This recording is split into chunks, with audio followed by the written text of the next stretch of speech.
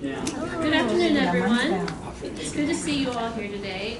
For those of you who don't know me, my name is Denise Nowlin. I'm the education coordinator here at the museum. So I get to work with kids and any sort of fun, silly game that we are playing.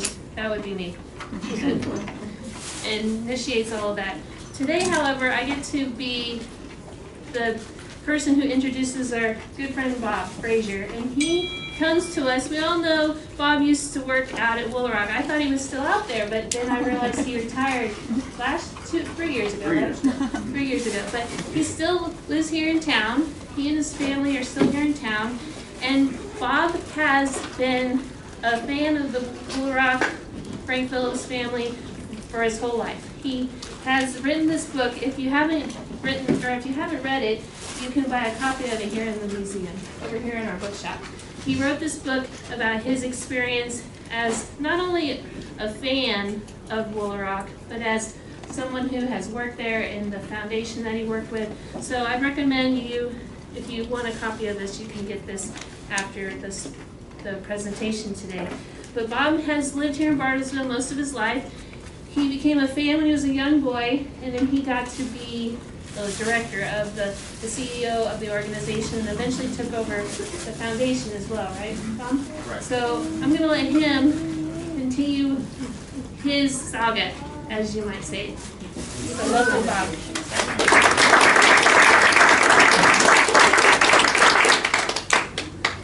Good afternoon, and thank you for joining us today to talk about one of my favorite subjects, which is Frank Phillips. There have been a lot of influential people in Bartlesville over the last 125 years, but no one, and I repeat, no one has had the impact on this community like Frank Phillips. I often think of the careers that started here because of Phillips Petroleum Company, the financial wealth that was accumulated by so many people here, and oftentimes it was generational wealth, and that was thanks to Frank Phillips. Even people who never worked for a Phillips company but lived in Bartlesville owe a huge debt to Frank Phillips. Now, before I retired 3 years ago from the Frank Phillips Foundation, which I had the honor to serve as the CEO for 16 years, but in my 6th month on the job, so I'm a rookie, been there 6 months, I'm sitting in my office, and this lady walks into our office, and she's wearing an old, dirty, long cotton dress. And she walks up to my door, and I said, can I help you? And she steps in. She doesn't say anything. She just reaches down the front of her dress. She reached way down the front of her dress. And she pulls out a wad of money, $2,000 to be exact. Slams it down on my desk, and she said, I want to give this to Wool Rock. Damn, I love my job. Mercy. Now, before we introduce Frank Phillips, let's take a short step back and see what Oklahoma looked like in the late 1800s. Because after the Civil War, what is now Oklahoma was known back then as the Indian Territory. And it was the absolute perfect place for the bad guys to hide from the law back east. Now, why was it a perfect place to hide? Well, first of all, there were just plenty of places between the Osage Hills and the whole territory of Indian Territory. Lots of places to hide. But more importantly than that, there was no law in the Indian Territory. As my good friend Michael Wallace said so well in his book, Oil Man, there was no God west of St. Louis and no law west of Fort Smith. And Michael was exactly right. It was a dangerous part of the country, and anyone who was crossing the Indian Territory was putting their life in danger. So much danger that finally in 1875, Judge Parker was named to the U.S. Court of the Western District of Arkansas with the purpose of bringing some sense of law to this lawless territory. And over the next 20 years, Judge Parker handed down over 10,000 convictions, many of them hanging from the end of a rope. Now, while this made things better for most of Indian Territory, it actually made things worse for northeastern Oklahoma around Pawhuska and around Bartlesville. The reason for that is because the worst of the worst fled Judge Parker and his U.S. Marshals, and they took refuge in the woods of the Osage Hills, where there was great places to hide, there were natural springs for water, and plenty of food sources. So needless to say, our little corner of the state was a great place for the outlaw and a dangerous place for the innocent traveler. And that was in the very late 1800s, into the 1890s. So now you have a good idea what was going on in this part of Oklahoma in the latter part of the 1800s. And with that backstory, let's meet Frank Phillips. Frank was born in 1873. His childhood years were spent in Creston, Iowa. And Frank was captivated by the Wild West. And he was terrified that it was going to be over with before he had a chance to experience it. So, at the age of 16, Frank packs his bags, leaves home, travels west, goes through Colorado, goes through Wyoming, goes to California. He basically is traveling his way through the mining camps, the silver camps, the gold camps as he's traveling west. And he's earning his living by cutting hair in those camps. So he does that for about 3 years, and after 3 years of it, he returns home. And as he gets back to Creston, Iowa, he does what he knows how to do. He opens up a barber shop in Creston, Iowa. And he became very, very successful. And he very quickly became known as a good businessman.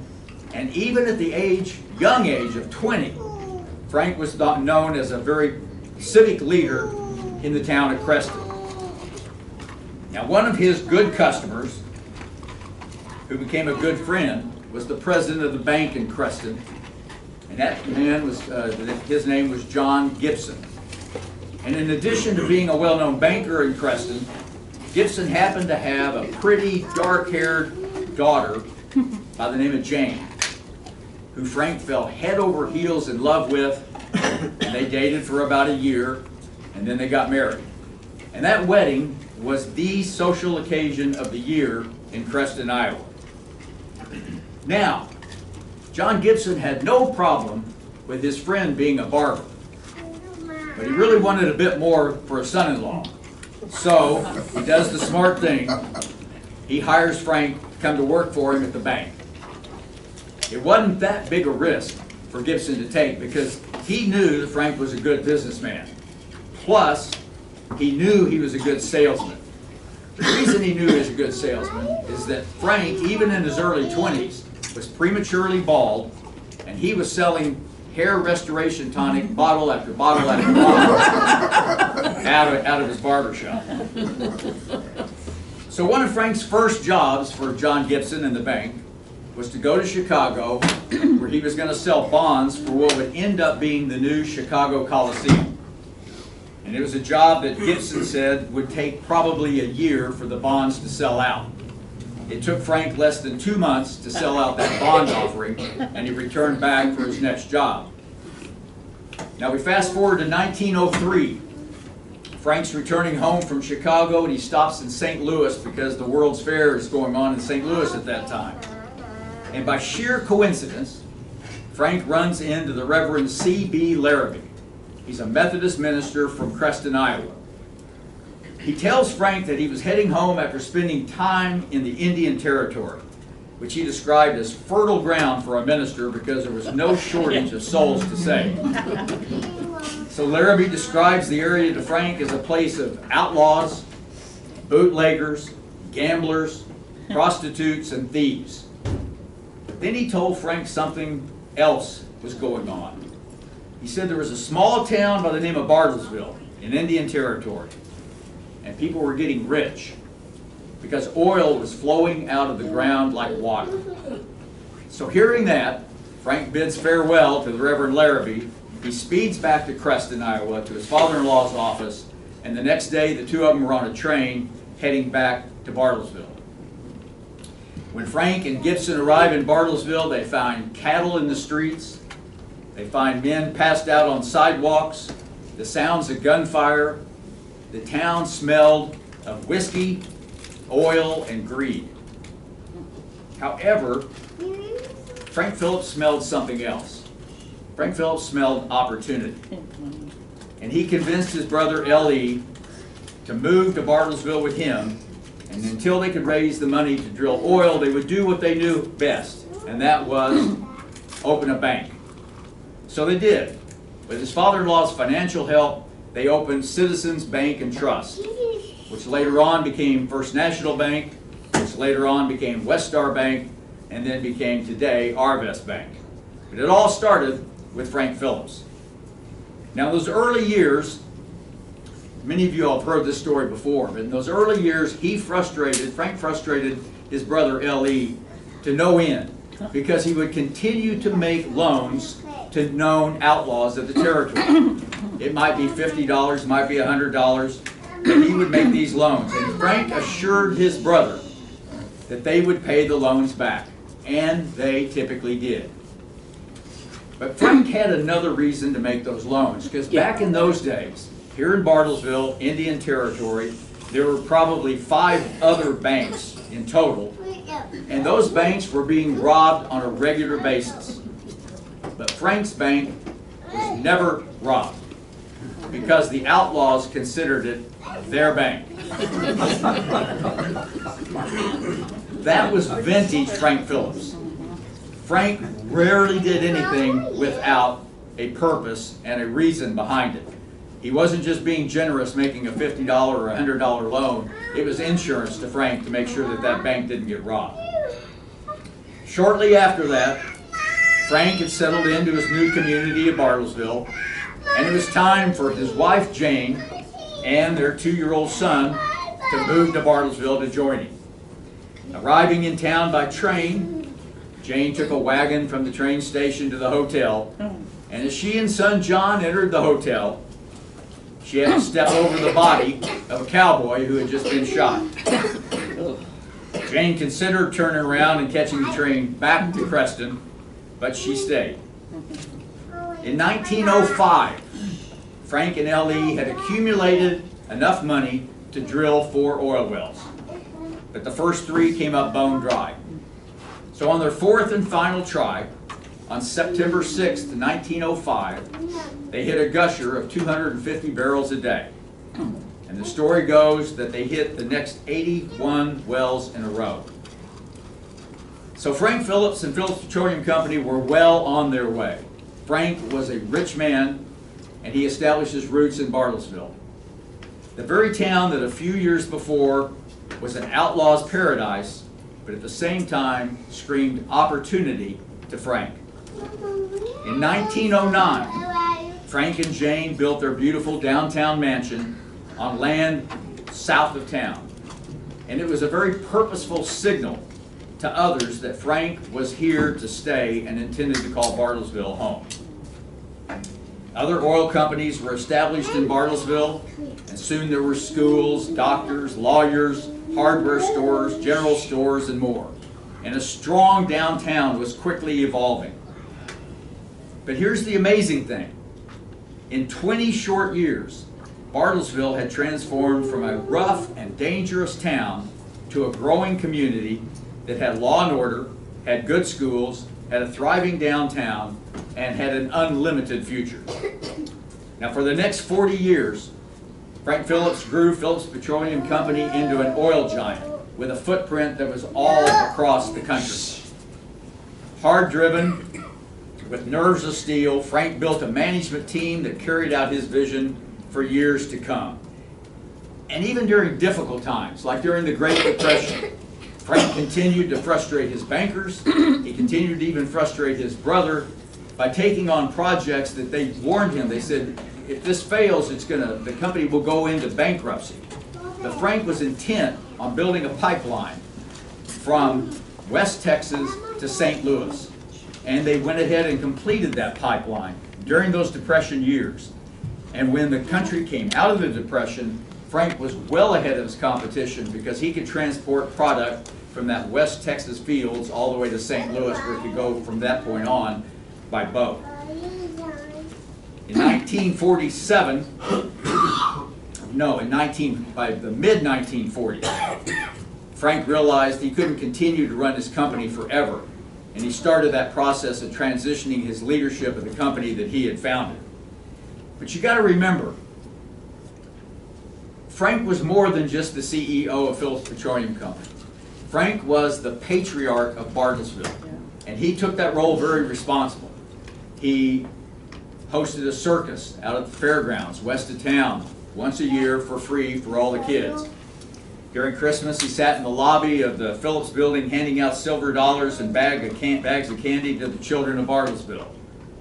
And during the Depression years, he quietly paid off the mortgages of every church in Bartlesville. But by 1947, Frank knew that his time running that company had come to an end, and he resigned his position of chairman of Phillips Petroleum Company, the company that he had founded 40 years before with his brother L.E. He was confident that he was leaving the company in good hands, with K.S. Boots Adams as president and a very capable management team that was in place. Now, after the death of Frank's wife in 1948, his life quickly began to slow down. Instead of running a worldwide oil company, he found time to fish the many lakes of Woolaroc. He spent time visiting with old friends. His favorite spot to relax might be yours as well. It was the front porch of the lodge home at Woolaroc, soaking in that beautiful view of Clyde Lake, like so many people still do today. But Frank's health was starting to fail him. It was the late 1940s. This man who had spent his career joyously jousting with Wall Street power brokers, politicians, and titans of industry, Frank was starting to show his age. And even more concerning to friends and family, Frank's memory was beginning to fail him. And for a man who took great pride in having a razor-sharp mind, Frank was very frustrated by any sign of weakness or frailty. Now, needless to say, Frank loved Bartlesville. There was no place that he'd rather be than at the Woolaroc Ranch. But Oklahoma summers were a bit much for Uncle Frank, and because of that, he would typically schedule a summer trip to Atlantic City, New Jersey with his good friend Bill Angel. Frank and Frank's friends were hoping that the cooler weather in the Jersey boardwalk might be just the medicine that Frank needed to lift his spirits. And Frank was, once he got there, able to relax, walk the beach, and enjoy his summer vacation. And for a short period of time, his health improved. Concerned, though, friends reached out to Frank's younger brother, Wade, who was at that point living in Los Angeles, and voiced their worry about his brother's declining health. Wade flew from Los Angeles home to visit Frank in Atlantic City, and the visit verified Wade's worry. He could see that Frank's memory was failing, and for the very first time in his life, his stronger-than-life brother was appearing very, very weak. Now, Wade knew that Frank's plans were to leave for back home for Bartlesville the next week, and he hoped that home would be the best medicine for his older brother. However, before they could head home, Frank's health worsened, and he started complaining of intense stomach pain. And that condition worsened to a point that on August 20th, 1950, Frank went into the hospital in Atlantic City. The doctors diagnosed him with a gallbladder problem, very bad gallbladder problem, that would require immediate surgery.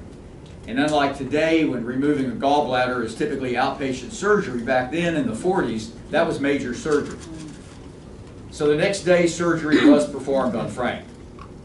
And after that surgery, his condition was listed as poor. And then quickly after that, his condition was changed to critical.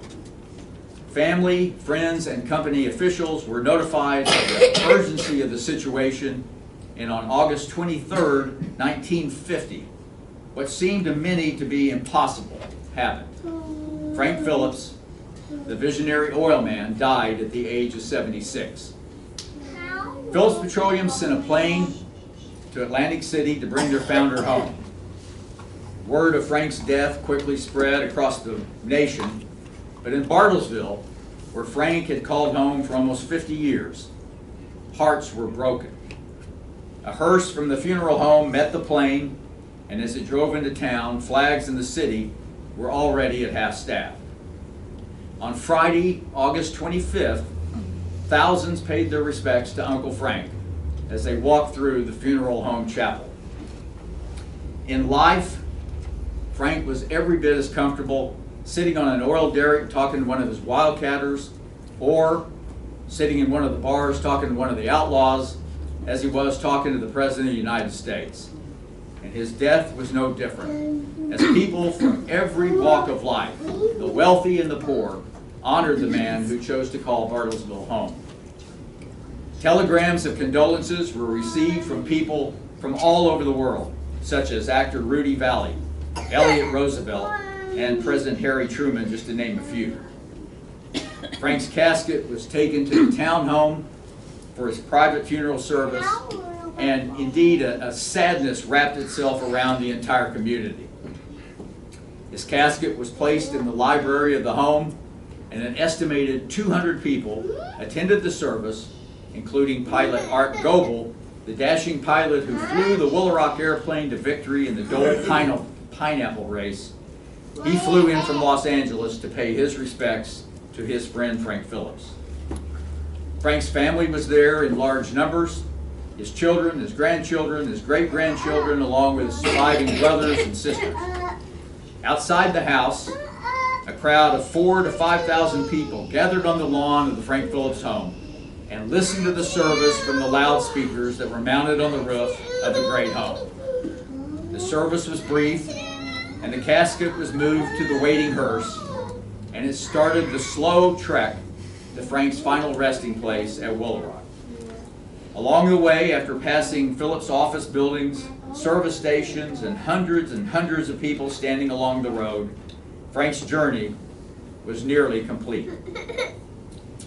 In his book, Oilman, the author Michael Wallace beautifully describes a very special moment. Just as that funeral procession was nearing the front gates of Woolaroc, a rough, unknown cowboy on horseback rode out from the trees and dismounted from his horse by the side of the road. That old cowboy took a pair of old boots, stuck them backwards in the stirrups, symbolizing a horse with no rider. The cowboy then turned, faced the slow-moving hearse, stood tall at attention, and held his hat over his heart.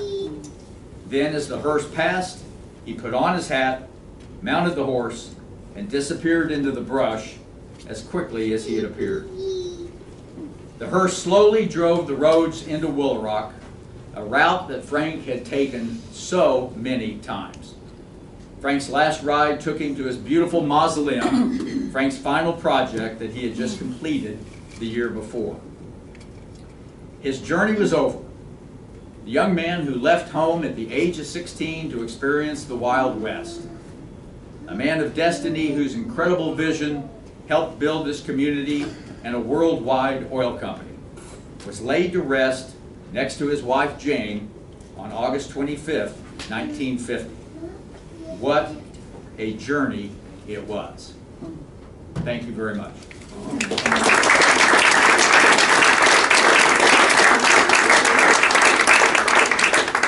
And does anybody have any questions, thoughts, or anything about Frank Phillips or Woolaroc?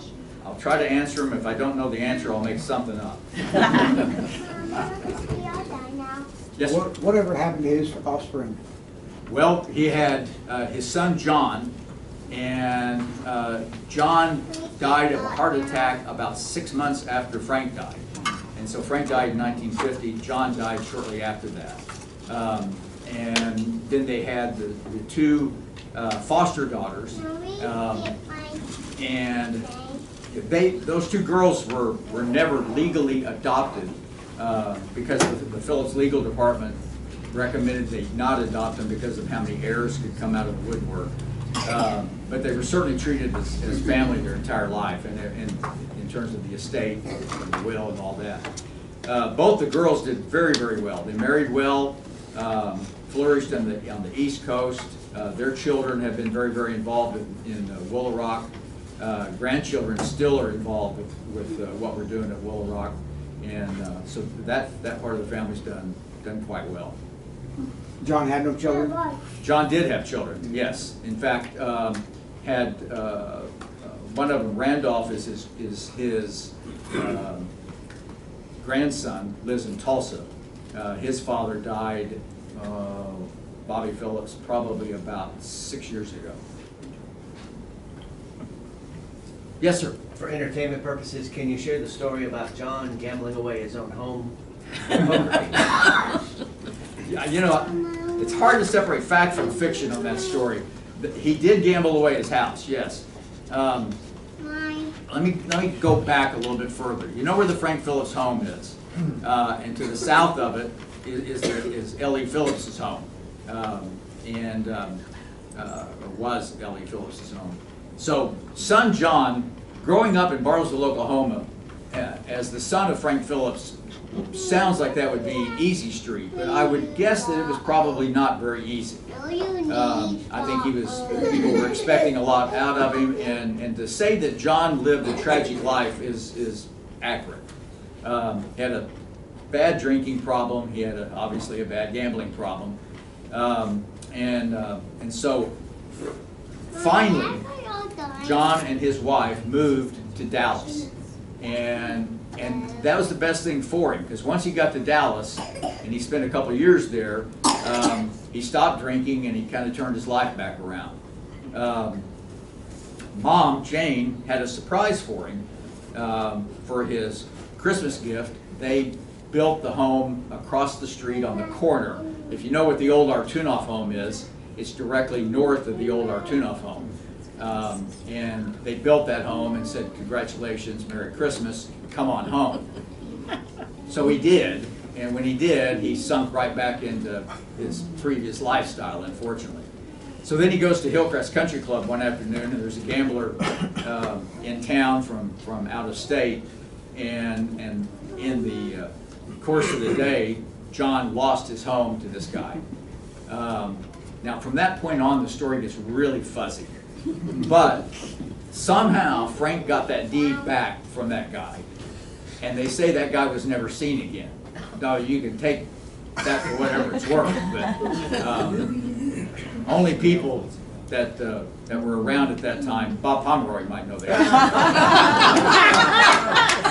Could maybe clarify that, but the story's true. I just don't know the rough details after the fact, but he did in fact lose the home, and Frank got the home back. Yeah. Yes, sir. I just need to share, it's not a story, it's a statement. My mother, who was born and raised here, she's deceased now, died at 89, but with fond memories she would tell about as a child of the circus and how they all looked forward to it. The kids loved that, went to many of them, and then she also told them how at Christmas, I think she received a silver dollar one time, but she definitely received numerous baskets with oranges and apples in it. But I mean, he captured the hearts of children when he was here and in his prime. Absolutely. She always just spoke highly and always called him Uncle Frank. But she would tell stories about that circus and how incredible it was. In Bartlesville, Oklahoma, to have a circus like that is just unheard of. Yeah. And how the animals would come in, and anyway, And I tell people all the time, what he did back in the 30s and 40s, you couldn't even do today. Yeah. If you were the CEO of a major company, because there was a pretty gray line as to what was Frank Phillips's money and what was Phillips Petroleum Company's money and who was paying for this and who was paying that. Well, Frank didn't care. I mean, he was just doing what he thought was right and putting on a circus or whatever he was needing to do. Well, today you'd have the SEC climbing all over you for doing all that stuff. But again, it was a different time, and he took that role very seriously. The people that worked for him, saw it as two different types of people, because I mean he was a hard driver in terms of the company. They said that if you worked very closely with him, that surely you had to have been fired at least once, if not twice. But he would immediately hire you back again. But yeah, he was quite the guy. Yeah, Rosie. I remember, I've lived here all my life, and I remember as a young child, there were also programs, reviews, shows, I don't know what you want to call them, that they did in what is now the gym, and they brought in big name entertainers, At that time, they were big deals. But one of them I remember was Lulabelle and Scotty, and then one year George Gobel came, and then various other ones. And they also used the Frank Phillips Men's Chorus as entertainment, and the JPS Chorus as entertainment. And they would let the employees come in and see the show, probably a couple of nights or so, and then the public would get to come in and the kids. Yeah, I mean, it was a different time. It was the good old days, that's for sure. Great memory. Yes, ma'am.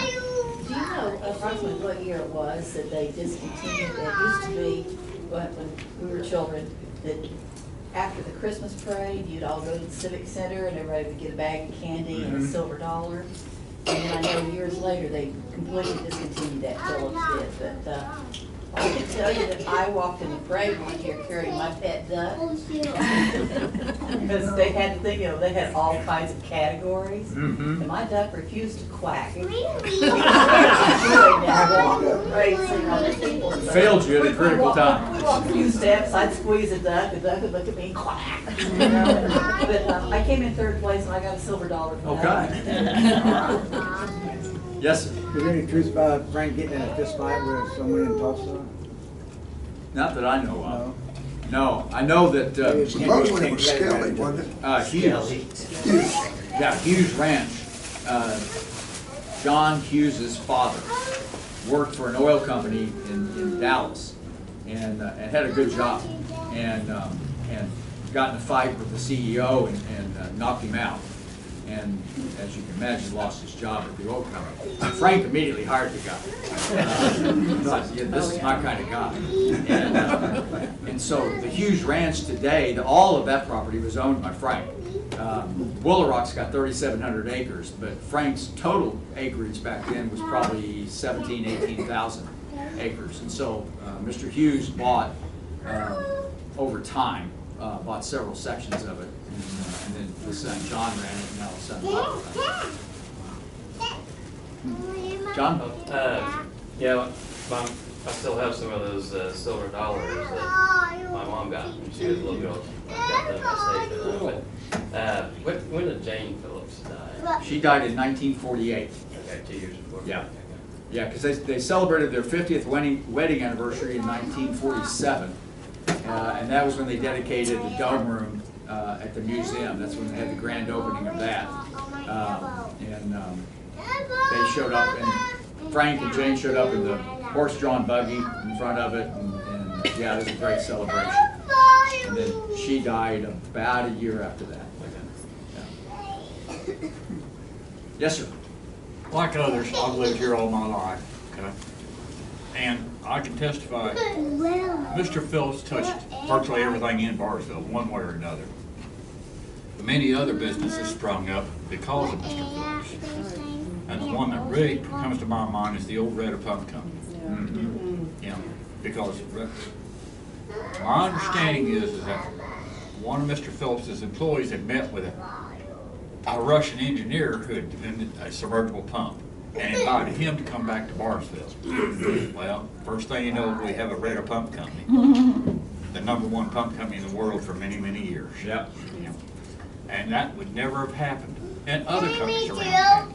Yeah. There was me. Okay. Yeah, certainly Rita Pump, because of his relationship with his help with Mr. Artunoff on that. And then the H.C. Price Company, that was also part of, to some degree, bringing in the pipeline business. Well, Yes, sir. oh, pardon me. On that subject, I've worked in the machine shops my whole life around here. And of course, if you work in a machine shop around here, you're working in the oil business. Yeah. Okay. But I know the story about Mr. Phillips and Artunoff helping him and how Red Pump, I guess to get to the bottom line of this, there was a company called KC Welding and Machines. The Conover family, I knew them, okay? And one of the engineers from H.C. Price came over to the Conover's business over there and literally got down on the concrete floor with a piece of chalk and drew out the first pipeline plant, you know, which became their bread and butter for many, many years because I think it's still their bread and butter. Huh. Okay? But Interesting. Yes, sir. I was going to mention my father and his brothers and sisters were Frank's personal string band. He called them the Phillips. I love it. good. Anything else? After working at Little Rock for so many years, was there anything that surprised you as you got ready to write your book?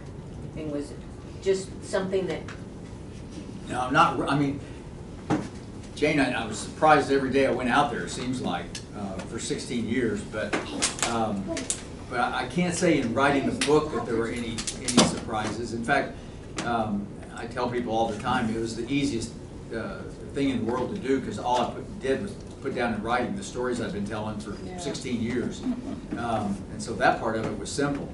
But, you know, I was very, very fortunate in my life that I was able to do what I love to do. And those 16 years were just absolutely incredible. You know, the very worst of days, and there were bad days, but the very worst of days weren't that bad. When you drive through those gates and drive past the buffalo herd and all that. But, you know, when you have Kids Fest weekend and your water source shuts down, and so you're trying to bring in 25 porta potties to handle things. I mean, those are not fun days, but no, not a lot of surprises after the fact. Yes, sir. Bob, quick question. I'm a lifelong Barshan here, and I'm just curious. This story is so moving. Have you been able to share this story with some of the current leadership of Phillips and Conoco, just so they understand the importance of Frank Phillips' commitment to our community? Well, it's a great point, and it's something that I talk about all the time, and I worry about all the time. It's one of the reasons I wrote the book, because forever people would say, you need to put these stories down, you know, so people can remember them and all that. And I'd say, well, just listen to what I'm saying and remember them. That's how I got them, you know, and pass them on. But to your point, you know, we would have so many school tours, whether it was grade school or high school tours, that go through the museum and go through the lodge. And I can remember showing many times the pictures of Will Rogers on the wall at the lodge home, and kids having no idea who he was. And I thought, if that's the case, how close are we to them looking at a picture of Frank Phillips and saying, I don't know who that guy is? Now, to your point about talking to Phillips people and management about it, I know that when Greg Garland was named as the CEO of P66, he had a meeting of his board in the lodge, and it was very moving. His comment at the time was, we're meeting here at the lodge because for us to know where we're going, we need to know where we came from, and these are our roots. Well, I loved that, because I thought, you know, that's exactly how it should be. But the fact of the matter is the further away we get from those kind of people, Greg Garland grew up here, that makes a difference. Yeah. And that's my greatest fear, is that people may have the best intentions, but you know, if you came from the West Coast or you came from the East Coast and now you're in Houston and you don't even know that much about Bartlesville, and you certainly don't know about Willow Rock, and what is it, you know? It's a risk, and that history could be lost. And so I'm not sure my conversation with them would move the needle very much, but I try to do what I can do to keep those stories out there. Yes, sir.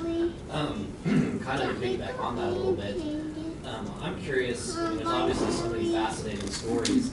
Have there been any documentaries, or are we talking about any sort of movies or anything, just talking about his life? So that we No, there should be. That's why I just can't believe there haven't been. I haven't heard any either. No, they would probably file it under fiction, but it would be true. Yeah, I mean, and especially with all the filmmaking that's going on right now in Oklahoma, the timing would be great. You know, but we got so many stories in this state that are still untold. I mean, the Marlin story in Ponca City is just absolutely incredible, and it was this close to getting a movie made about that. Reese Witherspoon was going to play the role of Leidy, his second wife, but for whatever reason, it never got made. But I mean, there's no shortage of those kind of stories, for sure. Yeah. At the same time you called on him, I was raising my hand as to ask whether anybody at Wool Rock had approached Ken Burns, or Ken Burns has ever made any contact with Wool Rock. I don't think so, but that'd be an interesting contact to make with his love of history and all that. You know, we were able to make some incredible contacts over those years with some people that all across the country that have a lot of love for the West, love for the history, love for the art. We became really good friends with Christie's in New York, and they were very, very helpful to us at Willow Rock, and continue to be helpful. That's a great relationship. The more we can expand those kind of national relationships, the better. But you know, getting a movie made, it's going to take a lot of money and a lot of push from the right people to have that happen. Yes, ma'am. Well, while you still have some of the grandchildren, great-grandchildren around, that would be the opportune time, because I remember one great Marcus just passed away not too long ago, but he was one of the great-grandchildren. And he would tell Bob and I the stories of hiding down below the rocks, and Grandpa Phillips would see him, and he had so many wonderful stories. And Mary Horry is still alive. Yeah. She's a delight. She, in fact, just loves kids. She sends our kids magazine subscriptions and everything, and she calls him a lot, and they discuss things. And people like that, like she would be the one, get a documentary, fly to New York and film her and all that. I mean, because you need to tap, I agree, you need to tap into that, while some of them are absolutely actually still alive. Yeah. That Yeah, these remember are- Grandpa and Grandma. You're right. These are grandchildren.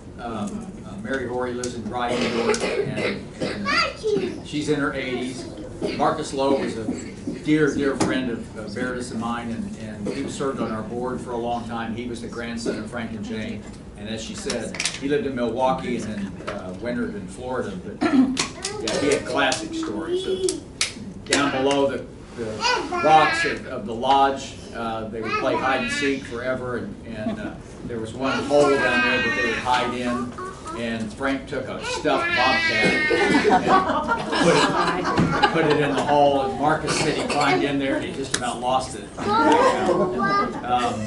Also, the Aoudad Pen, as you drive through the main drive, you'll see they look like mountain goats over to your left as you're driving through. He tells the story of he was halfway over the fence, and all of a sudden somebody grabbed his breeches and pulled him back down, and he turned around, and he always referred to him as grandfather. He said, "Grandfather had me by the seat before I could climb into the pen." But you're right, those are the classic stories that go away. I mean, when they vanish, they vanish. And Marcus died last year, and fortunately we were able to have lots and lots and lots of great visits and all that. But when it's over, it's over. So. Anything else? Thank you guys for giving me the opportunity to talk about it.